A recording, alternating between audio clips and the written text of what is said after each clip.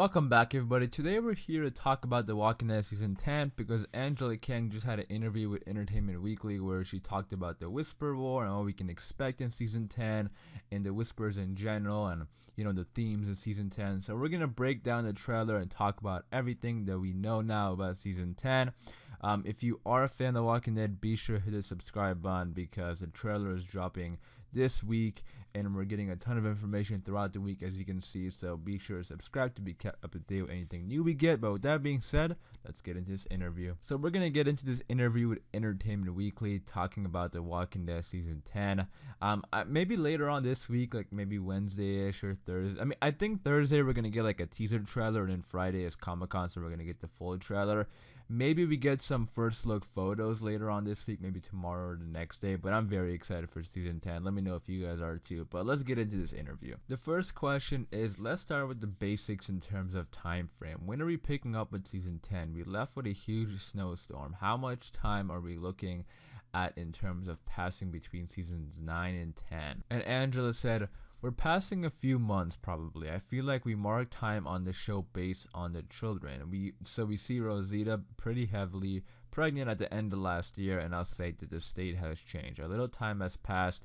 They've been living with some of the Whisperers' rules, and we'll see that some things have changed, and some people have done some unexpected things in the time that has passed to deal with the trauma at the end of the last season. So right off the bat, we know that Rosita has now, delivered a baby and she's a mom, and we have another baby on the show, which is great. But something I found interesting is living with some of the Whisperers' rules, because that definitely reminds me of Negan and the Saviors.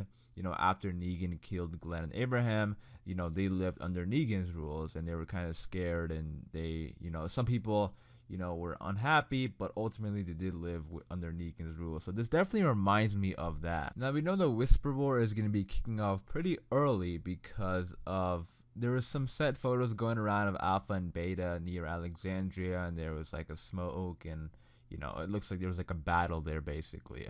But the thing that's interesting is if they've been living under the Whisper's rules, I think something has to happen in order to kick off that Whisper War, unless the Whisperers just started themselves, which could happen because, the Whisperers, they're pretty evil, they're not like the Saviors who are willing to work with others. They, if maybe one day's Alpha's having a bad day, maybe she just wants to go kill everybody, or I don't know, maybe they find out they crossed the border or something. But the Whisperers could definitely start off that Whisper War, especially if they were seen around Alexandria. That means they went to them. And if it happened pretty early into the season, then that definitely kind of shows that they might be the ones to start that Whisper War. And then also they could go down the route where they kill somebody, like Negan killed Spencer, and Negan, Olivia and them, and, people were dying, and Rick said, like, there's no way we can live like this anymore, and they have to, start fighting back. They could do something like that too. Maybe Alpha goes to the hilltop first and kills somebody because they found out about them crossing into the border, and they kind of had enough, and they start the Whisper War that way. But either or, it's interesting how they're living under the Whisperers' rules, and that's why I was a little bit like, maybe they don't want to start a war right away. So that is interesting now that we kind of know that's really happening. But some people have done some unexpected things in the time that has passed to deal with the trauma at the end of last season. What do you guys think that means? Unexpected things, some people, I feel like the people who could be the most traumatized of what happened, Carol. Everybody is probably traumatized of what happened, but I feel like the people who would do something like unexpected, maybe those who really lost somebody during the Pikes, like maybe Carol, Ezekiel, those two are up there because of Henry. I just don't have an idea of what that could mean. Unexpected things, the first thing that kind of pops into my head is maybe leaving the communities and living on their own like Daryl did. But again, that would be a bit repetitive because Daryl already did that. You guys let me know in the comments down below. What do you think this means? What do you think the unexpected thing is? The next thing Angela Kang talks about is the look and feel of Season 10 and, themes of Season 10. And she said there's going to be ideas of propaganda and paranoia, which goes well with Robert Kirkman's comics because of this whole idea of silence the whispers if you read the comics. And I'm very excited about that too. And she brings up this good point saying that Alpha came to the fair in disguise and, took all these people and killed them. And she did that in like plain open view. And that's very scary. And I think that's why it kind of builds a paranoia because so many people just got snatched in the middle of the day because they don't know really how Alpha looks like. So that's very scary. Well, I mean, they do know how Alpha looks like now, but she really disguised, like she was really well disguised. So I'm sure a lot of people are scared about that. So I like how they're gonna be playing with that. And there definitely could be some drama between the group also. Some people maybe want to go to war, some people don't want to go to war. And that kind of ties into the next question because they asked, how did the allies respond to that? And Angela said, we're dealing with a lot of things also to do with people's trauma and the idea of what is real and what's not. Things having to do with illusion or just memory breaking or PTSD. There's a lot of stuff that we're doing that's pretty unique to the feel of the season. We're also having fun with the fact that the last time our people were in a war, it was automatic weapons and gunfire.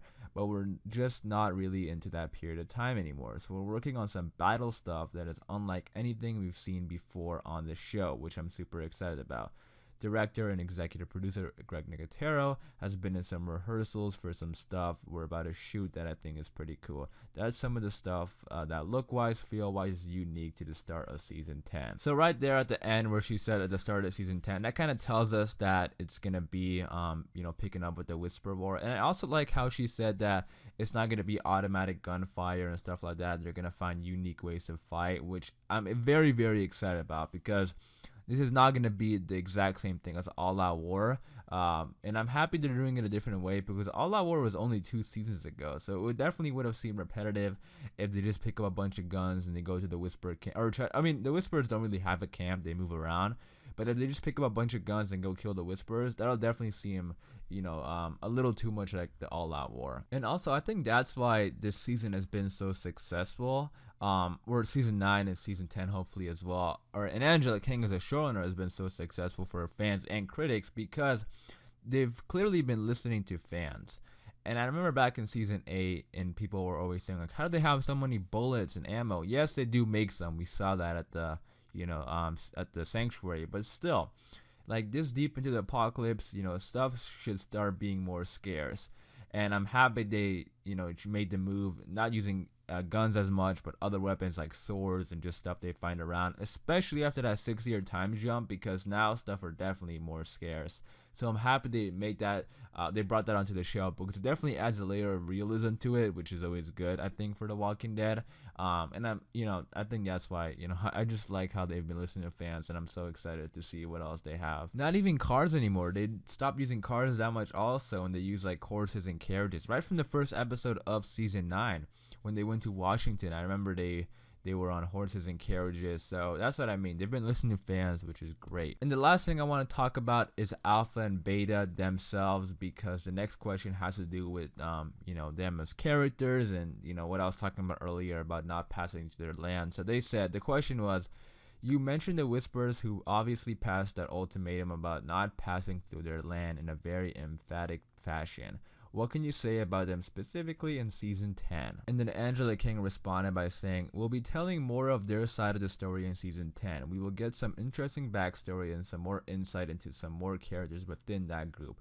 We will learn more about Alpha and Beta. They've got their own problems too within the group. So there's going to be some interesting back and forth between our two groups as they deal with this conflict at the border. So that sounds really interesting to me because more insight about the characters. Like we'll learn more about Alpha and Beta, which is always great. Like we already learned so much about Alpha. Not as much as about Beta, but they did tease. I remember Ryan Hurst said that him and Angela Kang have been talking about Beta's backstory, and I know they want to explore Beta's backstory, which I think which would be a great move for The Walking Dead, because look at that one episode they gave for Alpha and how much we learned about her and how much they fleshed out her character. Doing the same with Beta would give us like probably the two best villains we have on the show, really. I know Alpha is already one of the best villains ever, so doing the same thing about Beta would be awesome. And just reading this that they're gonna do stuff like this and learn more about Alpha and Beta gets me excited. And then also the part where she says they have their own problems within the group also. So interesting back and forth between our two groups. And that's interesting because maybe an Alpha and Beta don't see eye to eye. Like imagine if they do something where maybe Beta doesn't want to go to war and Alpha does. That'll be interesting. So I'm happy they're gonna be fleshing out the Whispers as a whole in general, and Alpha and Beta. But yeah, I'm very excited for season 10. That was the last question we got from Angela Kang. But let me know in the comments down below your thoughts and opinions about everything I was talking about. Let me know if you're excited for season 10 and what do you want to see in season 10 and what do you want to see in the season 10 trailer, which is dropping this Friday. We have videos coming out all week long leading up to Friday where the big trailer is dropping, so I'm very, very excited about it. So be sure to subscribe to be kept up to date. Let me know again all your thoughts and opinions. I am going to wrap it up there. Thank you guys for watching, and for more Walking Dead videos just like this, hit that subscribe button, and I'll see you guys later.